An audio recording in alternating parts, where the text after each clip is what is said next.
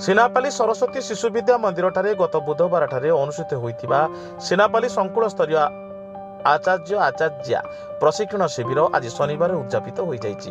प्रथम दिवस में मुख्य अतिथि भाव में स्थानीय एसबीआई शाखा परिचालक उत्कल रंजन प्रधान, मुख्य वक्ता भाव में संभाग संपादक रुद्रमाधव बारिक और सम्मानित अतिथि भाव में जिला प्रमुख ध्रुव पात्र नंदकुमार पात्र जोगदे शिविर उद्घाटन करथिले।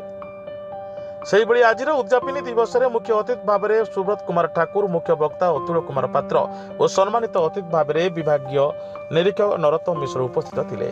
शिविर विभिन्न दिवस में अतिथि भाव में विशिष्ट आईनजीवी वैशांपयन मेहर, परशुराम मेहर, पूर्णचंद्र मेहर, अजित जोशी, ललित कुमार सोनारी, विकास खरसेल, नवीन चंद्र मेहर, संजय बेहेरा, झसकेतन रणा, बिहारी लाल जगत, गयाधर मेहर, व्यास कथाकार अर्जुन कुमार शास्त्री प्रमुख जोगदे प्रशिक्षार्थी को उत्साहित करथिले।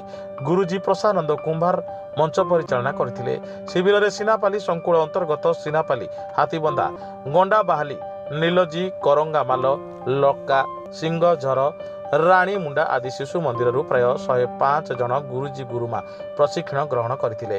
कार्यक्रम आयोजन में सिनापाली शिशु विद्या मंदिर संपादक वामदेव दास, कोषाध्यक्ष वैष्णव मेहर, संकुल संयोजक रमेश कुमार हंस, गौतम मेहर समेत स्थानीय विद्यालय गुरुजी गुरुमा सेवक सेविका और संकुल समस्त प्रधान आचार्य सहयोग करथिले।